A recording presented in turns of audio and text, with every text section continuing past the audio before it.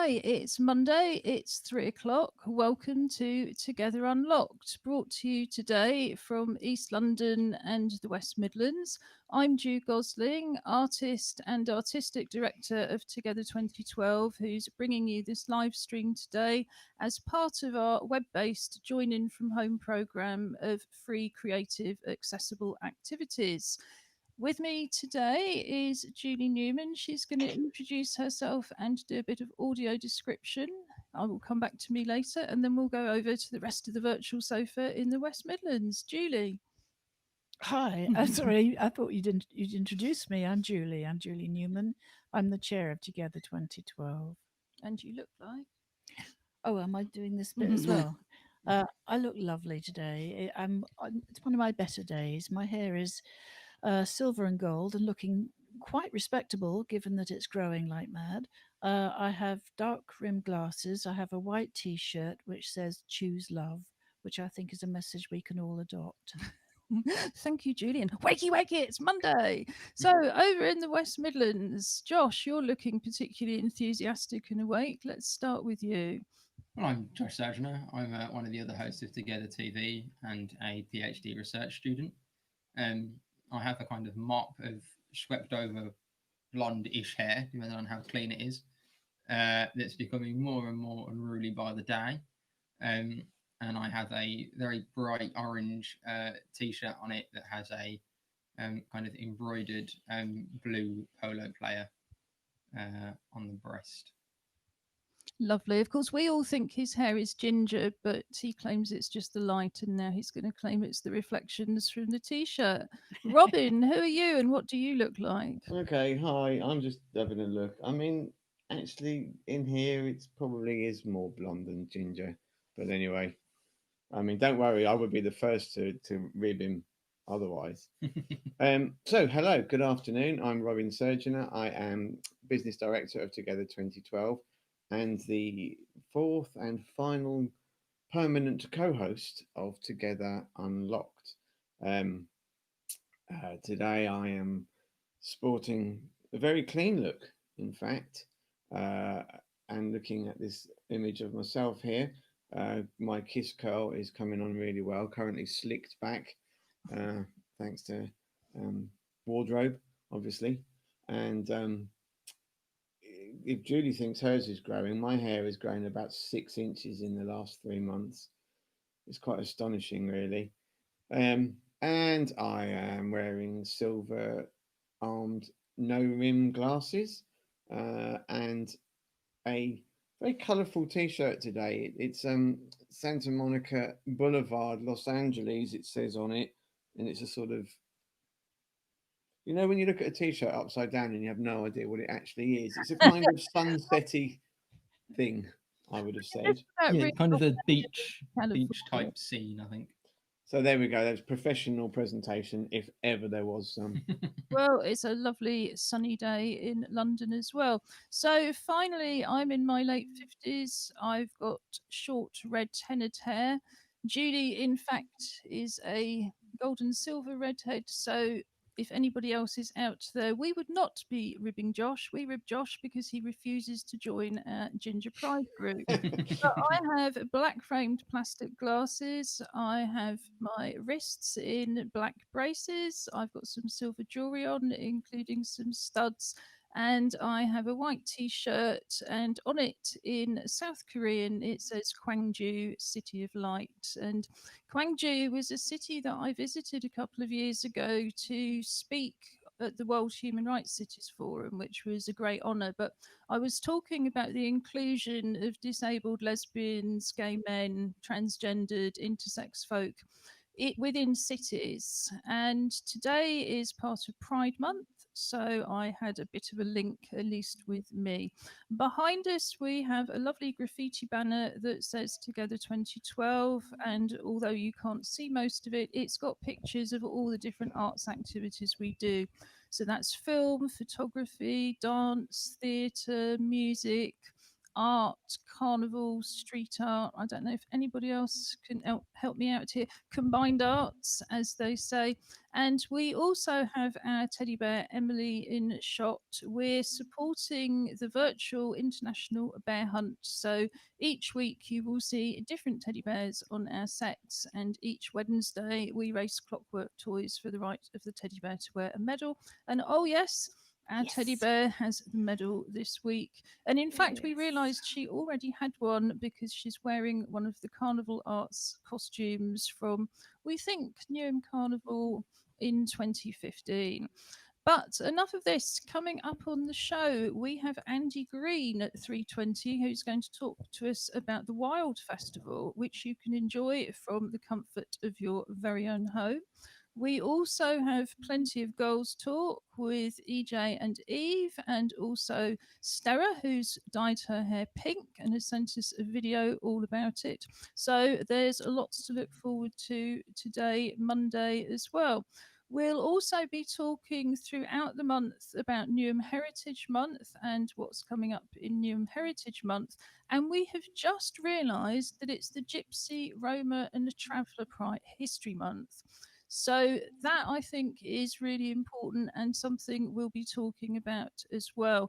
And of course, what people have been pointing out over the last few days is that the Gypsy, Roma, and Traveller community face an awful lot of racial discrimination as well. So it's really important not to forget them.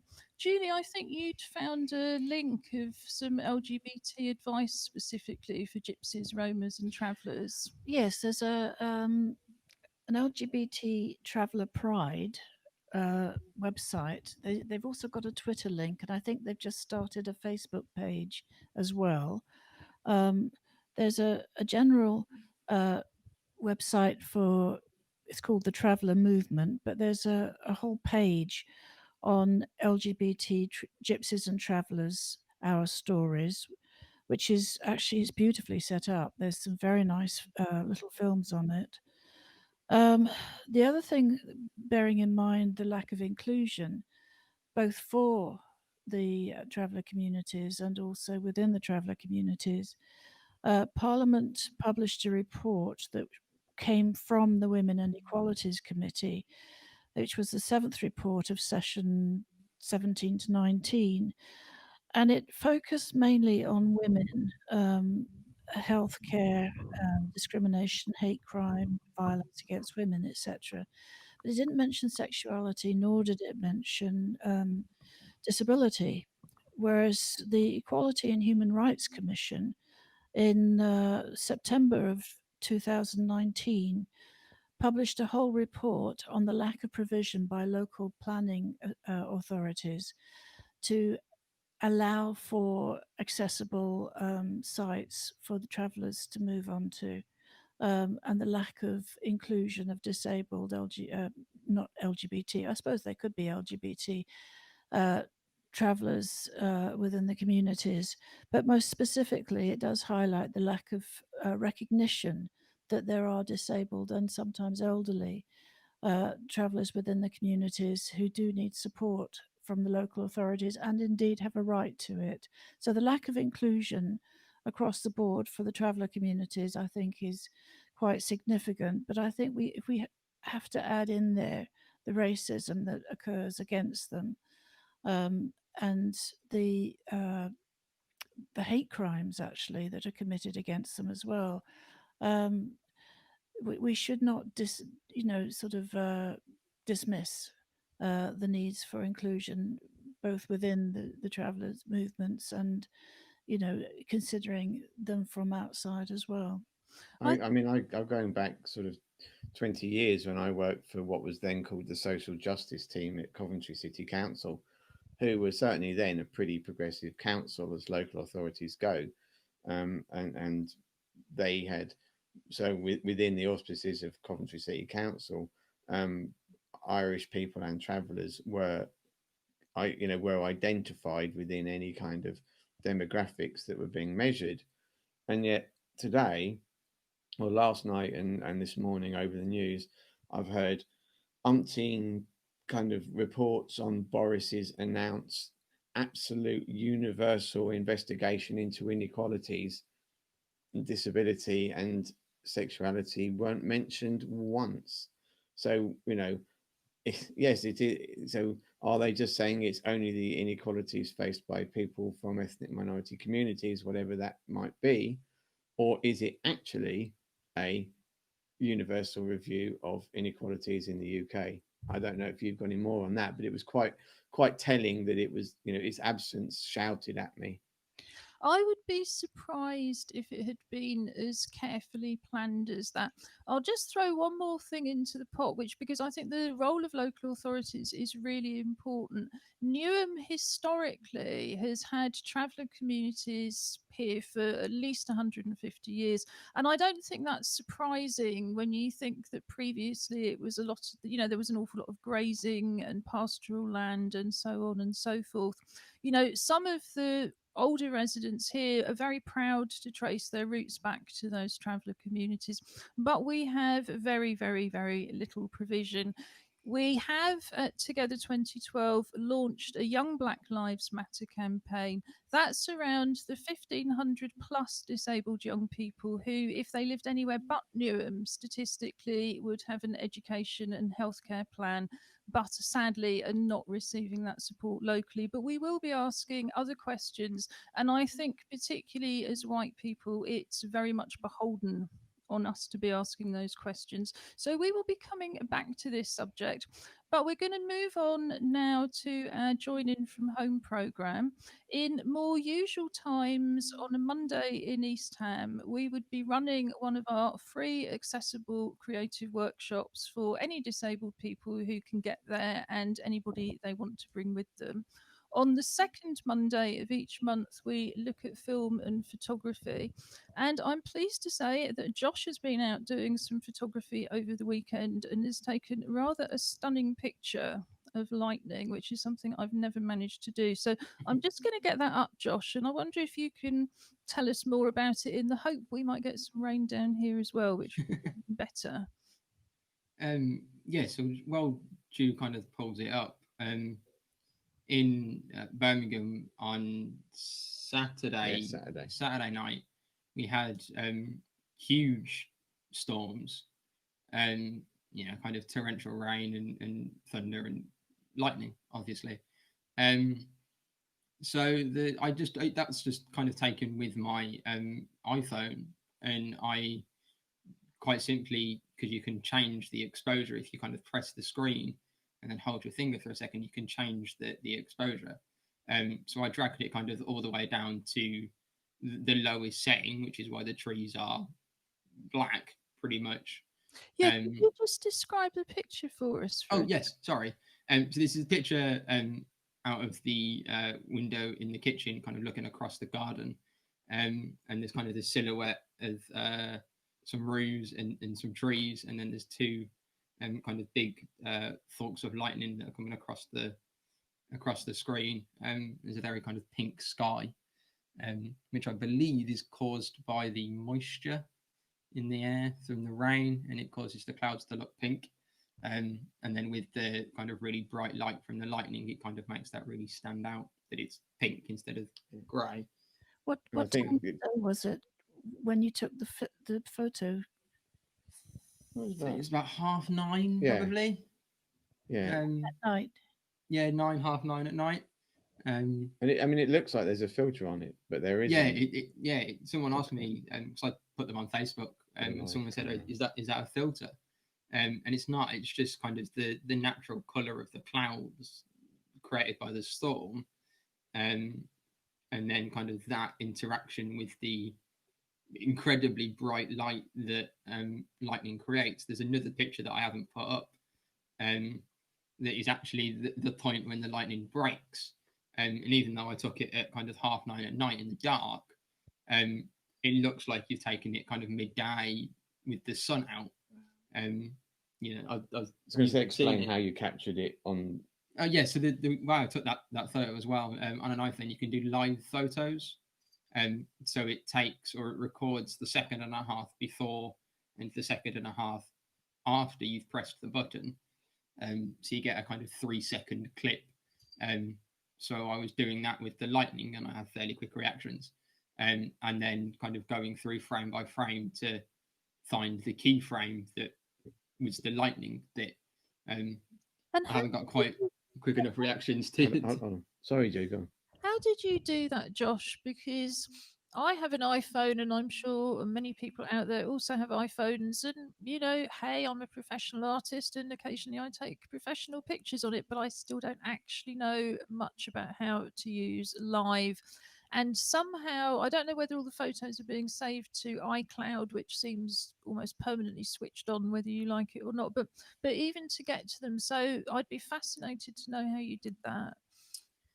So live photos is a option or a setting when you're in the camera app. It's the one that it's kind of lots of little circles. Um, it's that's the button, and it'll just come on and say live photos if it's on. Um, and then if you're flicking through your phone and you have those pictures that look like they're from Harry Potter and they move when you look at it, that's a live photo. And then you can go into edit, and press the kind of live photo symbol, and that then lets you kind of scroll through all of the different images, and then you can select the one you want. I think Um, the bit that gets me is that effectively for it to record 1.5 seconds either side of when you actually press the button, it is actually constantly taking photographs if you're in the live setting. Yeah, I'm not entirely sure how it works. I think it is some sort of buffer that it stores the last 1.5 seconds continuously. And if you don't press the button, it just deletes it, I assume. I'm not entirely sure how it works. I I should have looked it up before the show, but I didn't. I think where it sounds particularly helpful to me, and I'm going to ask you to come in here, Judy, is that whole thing. It is about reactions, isn't it? By the time you've pressed the shutter when somebody's eyes are open but they've closed, you've pressed the picture when the fireworks going off but it's stopped by the time the shutter goes off. And I think that is that sense of being able to capture a big bit of time makes it much more likely that that individual frame is going to be there. What do you think, Julie? I've done it a lot by accident, particularly if it's involving the dog, strangely enough, or one of the cats. There's one cat in particular I've used it an awful lot on, completely inadvertently. It's almost like a little video clip, isn't it? There's because of the action of the rapidity of the photographs. And I think you're right, Josh. I mean, it's useful to be able to go through and select the one that you want. But if you don't realize that it's on live, then it can produce some very interesting results. And for everybody who's sitting there now about to switch off thinking they don't have an iPhone, Josh is going to research how you do this on an Android, and we will come back to it later in the week. Or I will find out if that is a feature of I'm Android. I sure have it is. absolutely no idea. My guess is that you can anything you can do on one make, you can pretty much do Most on likely, another. yes. And yes, well, let's not get into brands and things. Did anybody have anything else they would like to say about photography this week? I think what Julie said about there is a certain amount of luck in some photos. Um, I think I took three, and two of them turned out great, and then one of them just looks really naff, and it's just kind of the really bright sky, and you don't get the kind of really clear thought. So I think it is just, take a few, show people the ones that are good, don't show them the ones that are a bit naff. Well, Um, yeah, I think that's right. I mean, they don't necessarily want to see the naff ones, but I think, you know, it's interesting what comes out in a photograph that isn't immediately obvious when you look at something. I took a photograph of a crescent moon about 6 weeks ago, and when I looked at it in my photos, it was a full moon. The camera had seen the full moon, which is always there, but it's sort of like it had basically filled in the shadow of the earth, which is what causes the crescent. And it's just so interesting. I hadn't expected it, and I found it I just found it a real present, actually, sort of like a little gift, something interesting to think about. Yeah, I think we've talked a lot about images and how it's not about how much money you've got or even necessarily how much time, but those happy accidents absolutely extend into professional practice. You can't see the whole of my studio at the moment, but you can imagine that although it's half the top floor of a terraced house, it is not really that big. So the amount of distance you can put between yourself and the camera is quite limited, and so is the backdrop. This would be, I think 2007, 2008. I created a series of work that became my touring exhibition, Abnormal. And in fact, there's an online version of that. I'll put the link up, which is called Abnormal Towards a Scientific Model of Disability. And it came out of an 18-month residency at the National Institute of Medical Research. And one of the things I was really interested in is the way that disabled people have been photographed, particularly as children. So that lots of people's records have got pictures of often naked or very scantily dressed children, which they haven't really had any authority over. They haven't been asked to give their permission, and it doesn't happen so much now, but historically it's been a major issue. So that was one of the things I was exploring. And also the idea of Darwinism and, almost seeing, well, all of that kind of fake science, which has been discredited by modern science many times over. But somehow the shadow looked like a monster. I'd got a fox mask on for reasons which I think I explained on the website, but can't quite recall myself. But it was this big towering shadow monster, and it absolutely made that picture. And that picture's been shown in, for real and as an image all over the world. But it was a much, much better picture than because of that accident. So, what I'd like to do now is continue to talk about art, but move on to hear about the Wild Festival. So I'm going to take your picture down first. And I think, guys, I'm going to just take you off the screen, but keep your microphone on. And now, oh, Andy's gone again. Hello, Andy. I'm here, yeah. Can you hear me? Ah, we can hear you, but we can't see you. But that's okay. I'll just switch the camera off till you come back again. Do you want to tell us all about the live festival? I'm really sorry that the video is not working for some reason. Yeah. So thank you for the opportunity, everybody, to come on and share what we're trying to do. So Wild, or World Independent Living Day, is an initiative. Really, it's a rather grand name for a rather small scale initiative, certainly starting off. But what we're looking to do is to try and find ways of bringing the great successes of the movement in the past. So the ideas, the practices, the wins, the models of organizing, all of these great things that have been out there and doing the rounds for 50, 60, 70 years, but try and bring them to a new audience and kind of find a way to do that which was relevant and meaningful and exciting for people to engage with. So we took the idea of the pillars of independent living and then tried to kind of overlap them with the elements of the culture wheel. So ideas of tools and objects, knowledge and stories, traditions and rituals. And then blended those two things together to come up with kind of what that might mean. So ideas around tech and ideas around extreme sports and those kinds of ideas, and then looking at where these things were happening, what was going on, what disabled people were out there engaged and leading the way on this stuff. So we brought all of those guys together to launch an event on the 11th of July, and that is the Wild Day Inn. And we have people like Reverend and the Makers, John McClure. We have Dan Mancina, international skateboarder who runs a skateboarding school. He's blind himself and he runs it for blind young people who want to become skateboarders. We have WCMX, wheelchair motocross world champion Lily Rice, who is an 18-year-old UK resident from South Wales.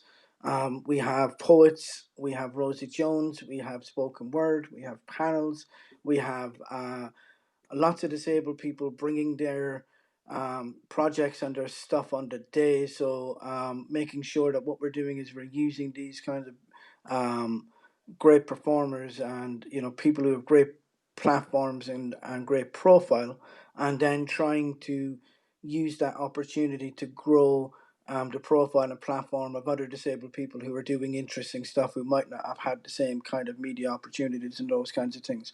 But ultimately, what we want to do is to show off and showcase disabled people doing really interesting stuff, and then around that, to try and build in some educational, historical awareness, and post the event to try and build a community of disabled people who are contributing through their own art, their own film, their own theatre, their own music, their own performances, and keep this going with a series of events where people tell Wild what culture is in the 21st century to be a disabled person around disability.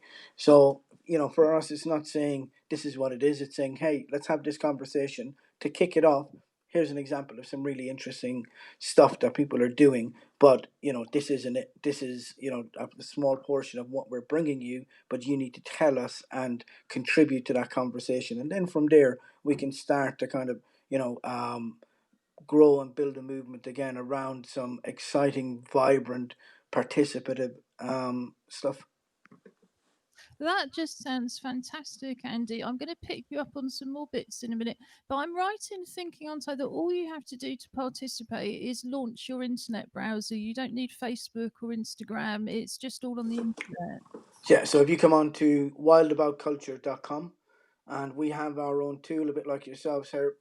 We've developed a chat app where we will have subtitling and live captioning on the day throughout the event. The event will be a mix of pre-recorded and live content, animations. So there will be performances, there will be panels, there will be tutorials. So for example, Lily will be doing a tutorial on the basics of how you start to do wheelchair motocross and the basic skills. Dan will be doing the same um, around skateboarding. But we also have people like Potent Whisper, who is a spoken word artist and who has a long track history of getting disabled people and other communities involved in creating their own narratives and developing their own spoken word pieces as a community, which tell their collective stories and weaving individual stories in and out of that. So there will be a lot of practical stuff as well as entertaining, people, where we will have John McClure singing. We have Liam Miche, who is an accessible instrument designer, but she's also a producer and live performer. So she does music and digital art, and also produces the tools for disabled people to get involved with that stuff. So we have a real blend and mix where we are looking to get people as involved as possible at every stage. If you're an artist and you've only just heard about the Wild Festival and you'd like to get involved, are there spaces left? Is there opportunities for more artists to get involved, Andy? We want as many contributions as possible. So we are in the production stage at the minute, and what we are doing is we are asking and shouting out to people: look, if you're an artist, if you're a performer, if you have poetry, film, theater pieces, whatever it is, then get it into us. Because we want to get as much stuff up there as we possibly can. We're going to pad out all of these performances from the people named on the websites with user-led projects, initiatives, with crypt performers, with people's own stories. So that's the whole point. Is this is all great for a day, for a launch event, and bringing these people with the big platform. The legacy of the event and the post-event plan is that disabled people, through this medium, through the website, through the social media, through the Facebook group and Twitter, that we actually come together and people bring their contributions so that they're saying what this culture is today, and so that what we're capturing actually is an accurate reflection of disabled people's lived lives, and not some kind of intangible experience that is for other people. It's about kind of using the launch event to then have the wider conversation and say, okay, so here's where we begin, because this is entertaining and great. But actually, what we really want to value is people's contributions, what people think is interesting. So they might not be doing stuff themselves, but they may know of other people who are doing interesting stuff. Tell us, show us, send it in. that's what we want to do as much as disabled people are doing today. That is, find examples of independent living, the social model, that is about going out there, breaking down barriers and actually taking stuff on. Then we want to platform that in a way that is interesting and relevant to people. And finally, Andy, who else is organising it as well as yourself? Who is we? So I'm supported by Deepak. We've taken on some specialist web designers, some admin support. Wild itself is myself and my business partner. So there's a wide group of people involved in this. There is, of course, 20 Together 2020 is also, getting involved as well. So we're trying to build this community slowly over time by using this kind of model of, making sure that people are entertained and engaged in a way that sees themselves and not just, other people telling us what we should be experiencing or feeling or enjoying, but actually entertaining, experiencing, and enjoying each other, and then kind of saying, okay, where do we go from here? Well, Together 2012 is certainly delighted to be supporting the Wild Festival. For anybody who doesn't know DPAC, that stands for Disabled People Against the Cuts. It's a very well respected disabled led campaign that's been around for some years. So we'll put all of the joining links into our highlights page, and you can find that just below Together 2012 TV. It's one of the sub menus, but if you click on Together TV on the website and then click again onto highlights and links, you will find exactly that. You will find some of the videos that we play on the show and links to everything that we discuss. But we'll be having Andy back again to talk some more about it. In the meantime, if you're interested in taking part, then do follow that information. If you can't get onto our website, just email me. That's Ju, just JU, at together2012.org.uk. So I'm just going to officially say goodbye, Andy. Bye Bye, bye. Andy. Thank you all, folks. I really appreciate it. All the best. Thank you. Cheers, mate. And we Take hope care. to get you on video next time, when I shall look forward to doing the audio description. Yeah, I'm So, Josh, this weekend you had a chance to catch up with EJ, your sister, also known as Emily Surgeonator, and Eve Smith, the young actor who we spoke to, I think 3 or 4 weeks ago now, and they were talking a bit more about what it's like in lockdown. So, without much further ado, I'm going to pop their video on.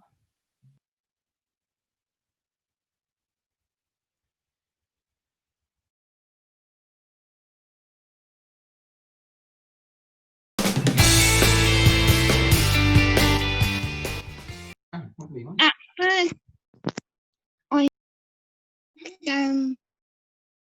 it was nice to relax. Yeah. And sit down and chill out. However, after a few months, it kind of gets boring just doing the same thing every day. Yeah. I've got lots of schoolwork to keep me occupied. And I miss seeing people and my friends. Yeah. I miss my swimming friends a bit. Don't get to just mess around. How's any acting? Have you done any auditions for college? I've had 5 auditions for drama school and university, and so far I've got into London South Bank. Ooh, well done. Thanks. It's been quite a challenge with how competitive it's been. Yeah. Was it like difficult or weird doing it over Zoom other than like face to face?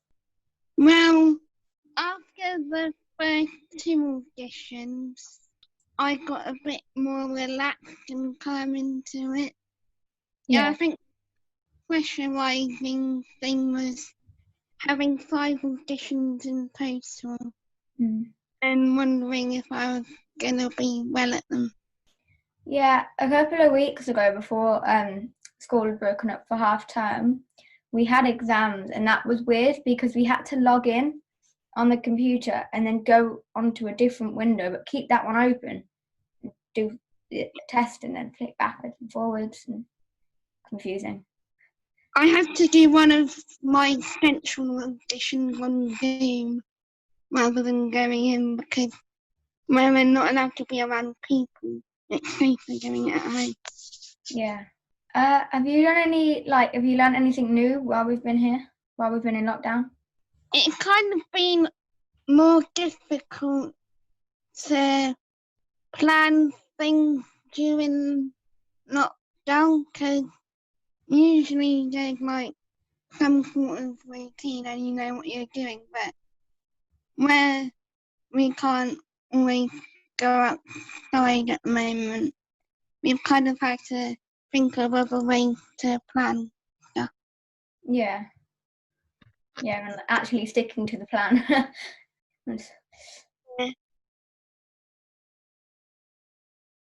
Well, thank you very much for sorting that one out, Josh. And we're going over to play another film before we come back to chat.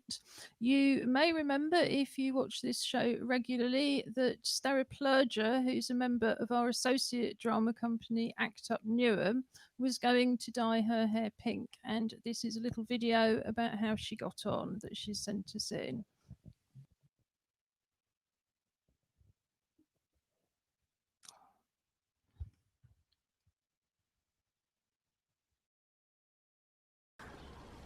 I'm Stara, and I made my hair pink for my birthday. Happy. And I'm happy because it's pink and beautiful.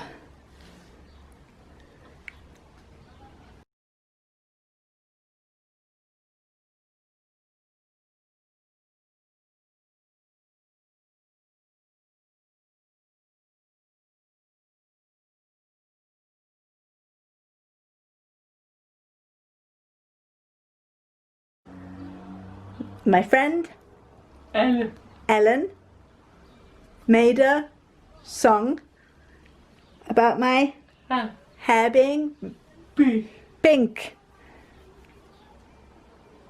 And it's so good. Stara's pink hair, it's lovely and it's different to the colours she had before. It's very pink, very Stara colour. For her birthday yesterday, and to carry on with life with pink hair.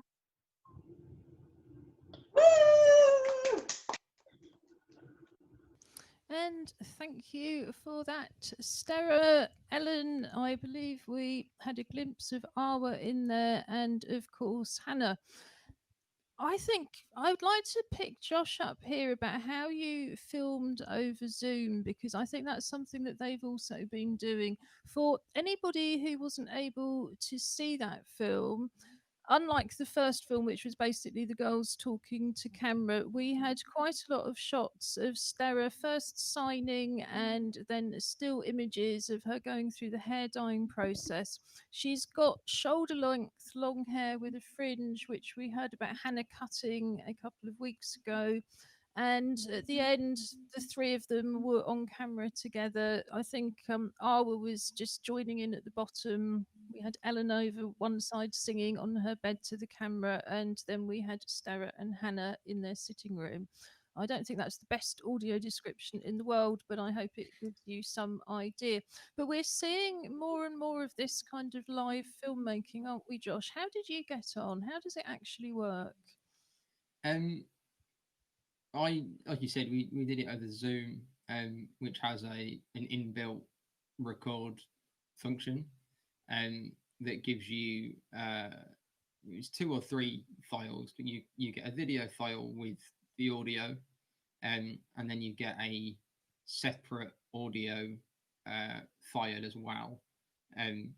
If you wanted a purely audio recording, for example, if you're recording a podcast or something over Zoom and you just wanted the audio output, then you can get that directly without having to kind of strip audio or anything.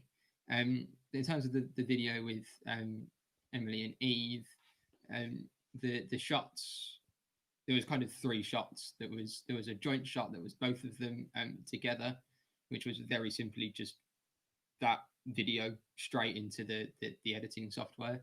And then the kind of single shots when it was just Eve or just Emily, I very simply just kind of went through, watched the video, decided I want, if it was one person here or one person there, trimmed the clips, the video into separate clips, and then basically with a crop tool just shrank the screen so that it was either one or the other.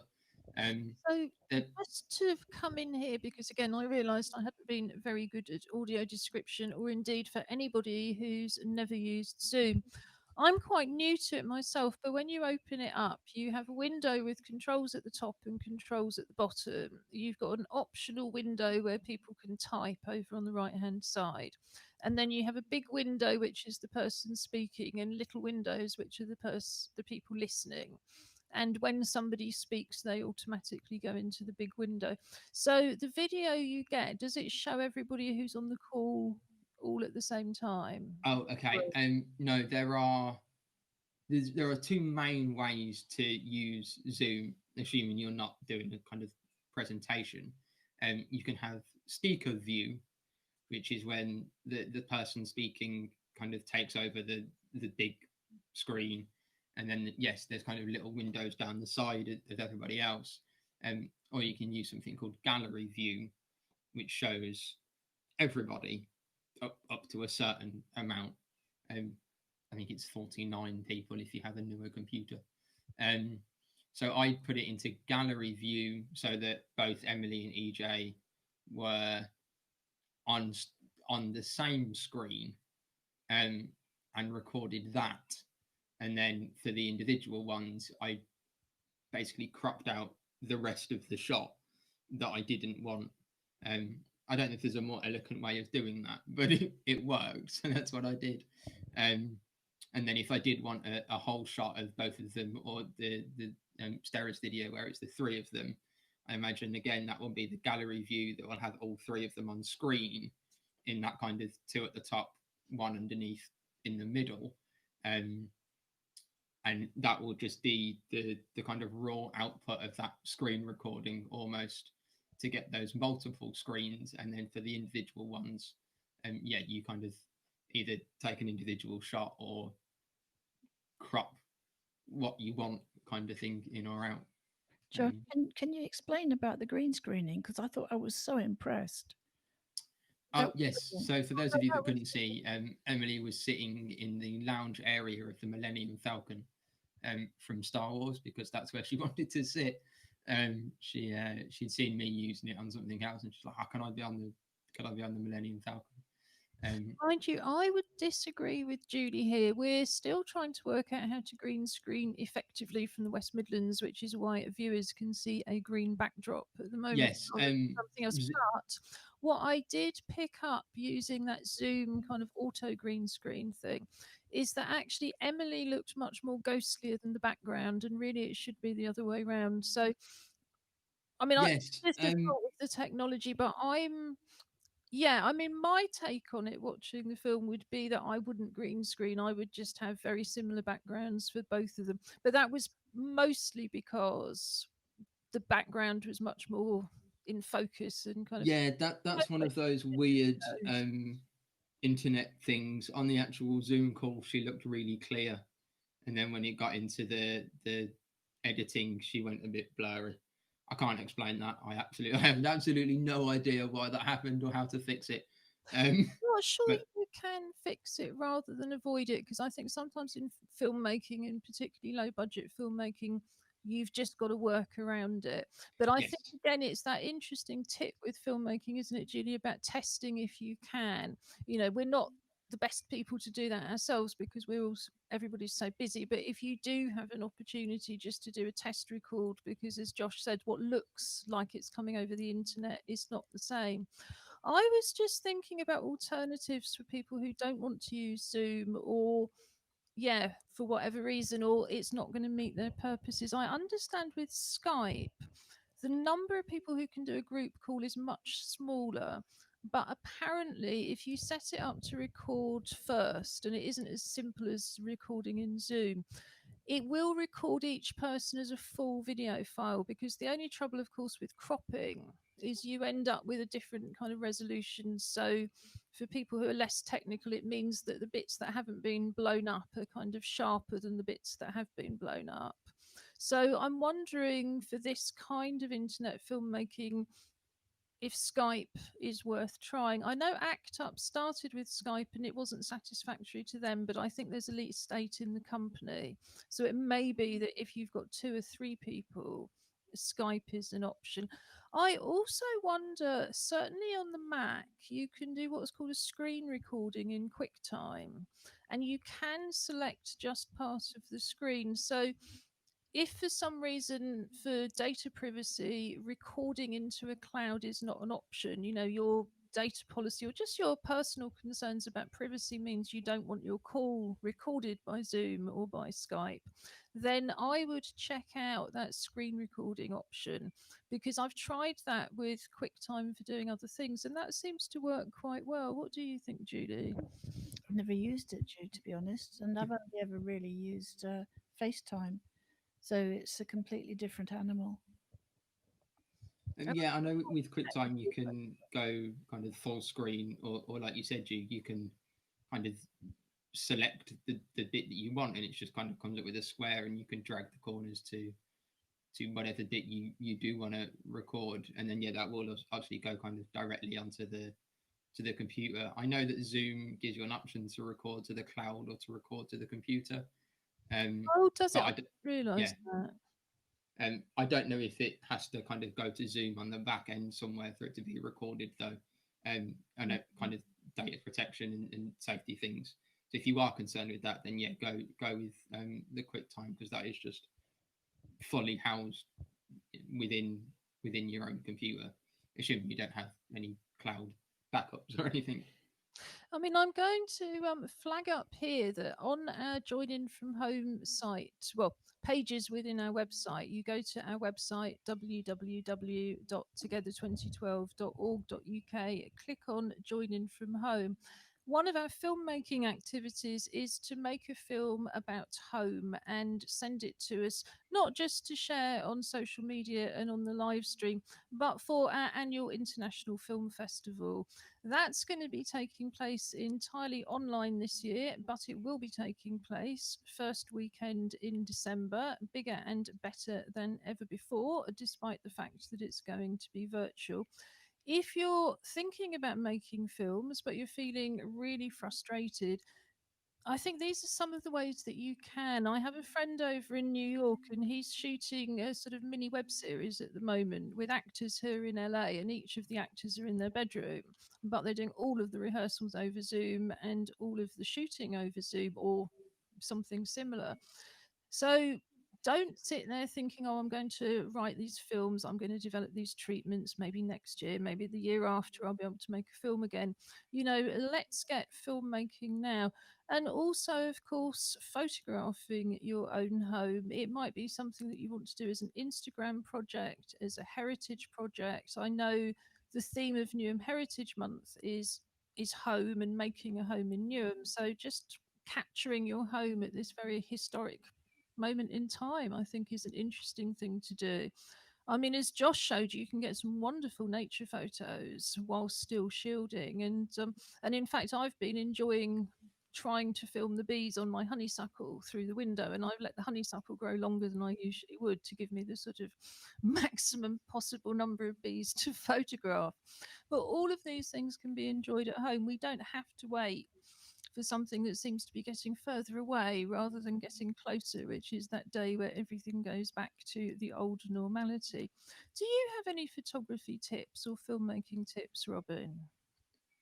Don't ask me to do it. I think it's probably Joshua Ramones that I don't know where there's what the focus button Oh is. yeah, we were looking through some photos on some old photos on his computer for something else. I'm pretty sure he has an allergy to focus. I don't. Because Well, I should point out here, as we always do to our filmmaking club participants, that film is 50% sound. And as Robin is a musician and sound engineer, I think you're not exploiting your talent. Well, maybe. I think interestingly, I mean, just kind of on just to add to this as a kind of broader spectrum. I was listening to Radio Six yesterday, and I'm sure it was Fran Healy from Travis. Um, they've not been able to go out and make a video for a music they're just releasing. So his hand drawn, I think it was 9,600 pictures, and put them. Do you remember the Aha one? For those who are old enough, the kind of sketch drawings that moved. Well, anyway, it's a kind of stop animation thing, and he's literally he's drawn. And if you want to hear it, it was on breakfast show McConey and Radcliffe and McConey on yesterday morning's show, talking about it. But yeah, he's literally spent 3 months drawing 9,000 pictures to create this consecutive film, which is obviously what animation generally is. But it doesn't have to be anywhere near as complicated as that. You could draw yourself 15 pictures and just put them together to tell a story. And I think that actually that for some of us that might it's just another option, because the thought of film and a video is all about holding a camera and moving images and stuff like that, whereas actually some kind of very simple stop animation might simply be it in for me something like a board with words on it, the board that comes in and out that tells a story. Is a very, very simple way of creating a film without having to be the best cinematographer in the world or a cinematographer at all. And going right down to micro level, GIFs are back for at least the third time, which is sort of just little animated drawings. And very often you only do one thing that's different. So a GIF might be just the head of shoulders of somebody waving, and all that happens is the arm goes up and down. So you've only got 2 or 3 images. You can program that on a phone, on all sorts of different GIF websites. It stands for Graphic Interchange Format. So often when you see an image, you see it's got a file ending that says JPEG or MPEG, which is the Joint Professional Experts Group and the Motion Picture Experts Group. These are the people who originally came up with these formats. But the GIF is a graphic interchange format. And I actually had a cat called GIF. And everybody thought he was named after something else. And I said, no, he's a kind of grey and white, rapidly expanding cat. He's a GIF. So there you go. If you want to do nothing more than just make somebody do one jump up and down, animate a GIF. I've never done it, but it's the kind of thing that sounds fascinating. And yet another thing that you can do at home if you've got internet access very easily and also very accessibly. Julie, did you have something you wanted to add? Not at the moment, no. I did like the green screening. I thought that worked very well. It was very interesting. It was unusual, and I think it did transport Emily to a different place. I really enjoyed it, and it made me quite keen to try it out myself at some point. No, I think with it, I mean, if we do it again, I mean, even for us, when we work out how to kind of interface it with the Be Live program that we're running for the Unlocked, some of it I think is about that depth perception, and the cameras aren't able to kind of pick those two, so it picks the bigger one or the more. I don't think that you see that. Yes, let's not get in just before we finish the show the technicalities of green screening, but I promise you we can come back to it. But I think one issue is you've got a photograph that's in much higher quality than the live signal coming through. So actually the picture is in much, much higher definition automatically. It's not really a focus thing. But this is us just getting incredibly nerdy. We shall continue this off screen. It's almost 5 to 4, so this is the point when we start flagging up what's happening for the rest of the week. We will be bringing out new teddy bears, racing London 2012 against Birmingham 2022 again for the right of our teddy bear to be wearing a medal, and adding another teddy bear to our virtual teddy bear hunt. I have noticed this is one problem with the green screen. We can never see your teddy bears, although I'm sure once they have a medal again, they will mysteriously pop up behind your shoulder. But maybe we need a teddy bear stand, because that virtual bear hunt. We have very modest teddies. And we'd like to say again, Sir Michael Rosen, we're delighted you're getting better. Come and look at our teddy bears anytime. Also on Wednesday, Precious Newman makes a return with Dog Cam, where she will, on behalf of those of us who are shielding, show us what the outside world looks like.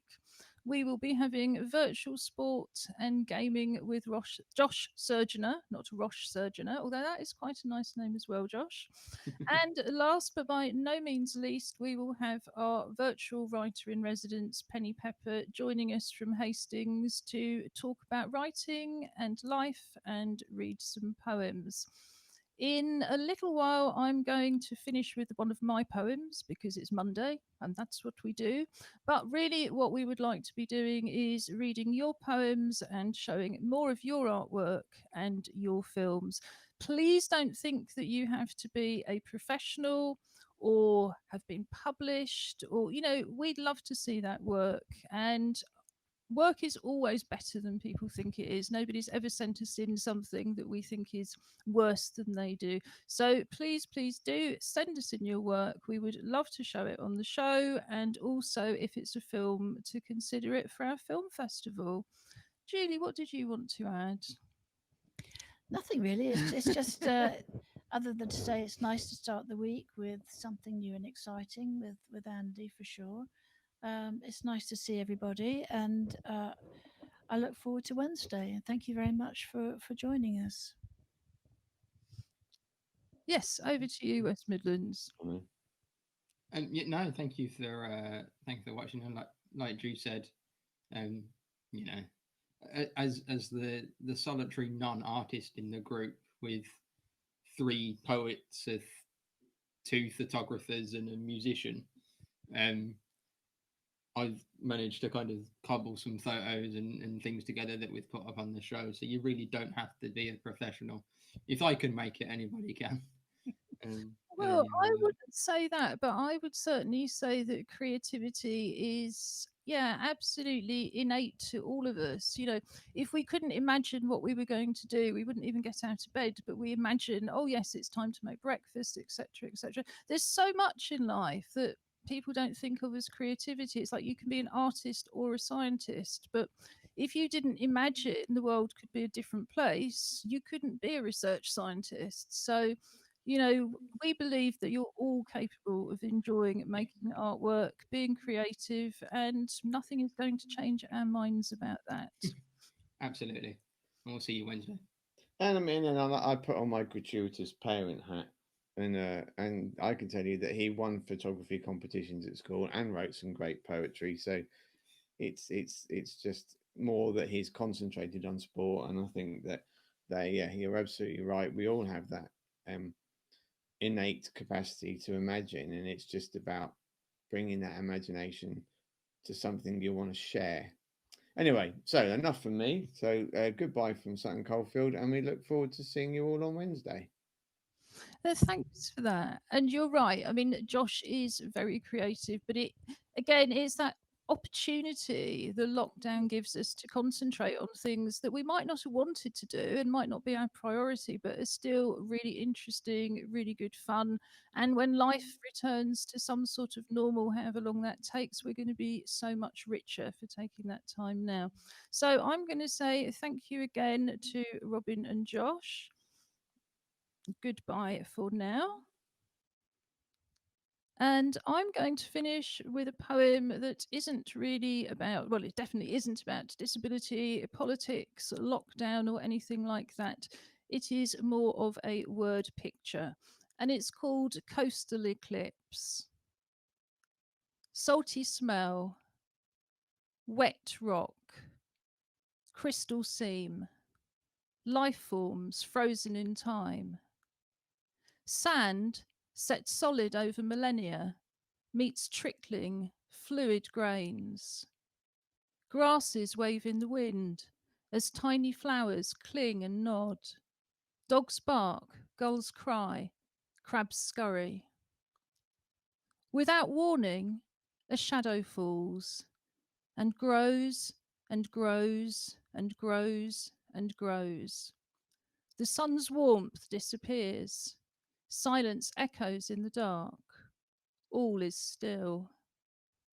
Then slowly, slowly, slowly, slowly, light comes again.